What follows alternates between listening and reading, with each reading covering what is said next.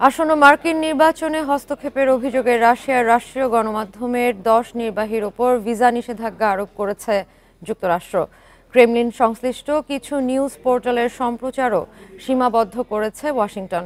নির্বাচন নিয়ে অপপ্রচার বন্ধে বুধবার মার্কিন বিচার, পররাষ্ট্র ও অর্থ বিভাগ সমন্বিত পদক্ষেপের ঘোষণা দিয়েছে। অ্যাটর্নি জেনারেল মেরিক গারল্যান্ড বলেন, রাশিয়ার সরকারি গোপন বার্তা দিয়ে কন্টেন্ট তৈরি করে তা মার্কিন শ্রোতাদের কাছে পাঠাতে টেনেসির একটি প্রতিষ্ঠানকে $1 কোটি দিয়েছে রুশ গণমাধ্যম আরটি।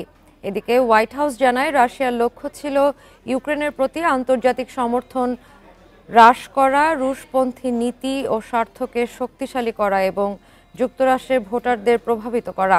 তবে সব অভিযোগ অস্বীকার করেছে আরটি। যুক্তরাষ্ট্রের জর্জিয়ায় বন্দুক হামলার বিষয়ে 1 বছর আগে স্থানীয় কর্তৃপক্ষকে সতর্ক করেছিল মার্কিন গোয়েন্দা সংস্থা এফবিআই। অঙ্গরাজ্যের একটি স্কুলে হামলার পর এক বিবৃতিতে বিষয়টি নিশ্চিত করে সংস্থাটি। বুধবার জর্জিয়ার উইন্ডার শহরের অ্যাপালাচি হাই স্কুলে বন্দুক হামলার ঘটনা ঘটে। এতে শিক্ষক, শিক্ষার্থী সহ 4 জন নিহত এবং 9 জন আহত হন। এ ঘটনায় 14 বছরের এক কিশোরকে আটক করা হয়েছে। সে ওই স্কুলেরই শিক্ষার্থী। এফবিআই বলছে, গত বছরের মে মাসে আটককৃত কিশোরকে জিজ্ঞাসাবাদ করে তারা। তার বিরুদ্ধে সোশ্যাল মিডিয়ায় অস্ত্রের ছবি ছড়িয়ে স্কুলে হামলার হুমকি দেওয়ার অভিযোগ ছিল, যদিও জিজ্ঞাসাবাদে অভিযোগ অস্বীকার করে ওই কিশোর। এদিকে হামলার পর উইন্ডার শহরের সব স্কুলে লকডাউনের ঘোষণা দিয়েছে কর্তৃপক্ষ।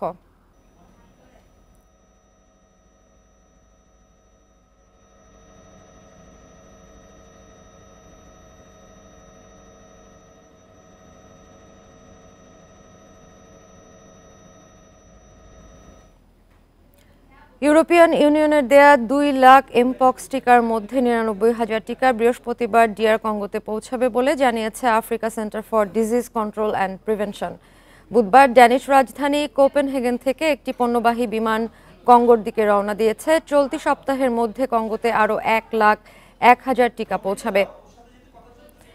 বিষয়টি নিশ্চিত করেছে বিশ্ব স্বাস্থ্য সংস্থার প্রধান। ডব্লিউএইচওর তথ্য মতে কঙ্গোতে 18,000-এর বেশি এমপক্স রোগী রয়েছে।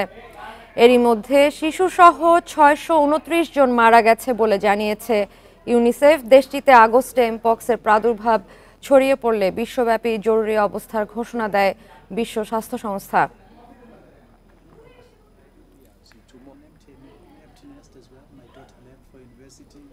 পূর্ব পশ্চিম শেষ করছি। ধন্যবাদ সবাইকে।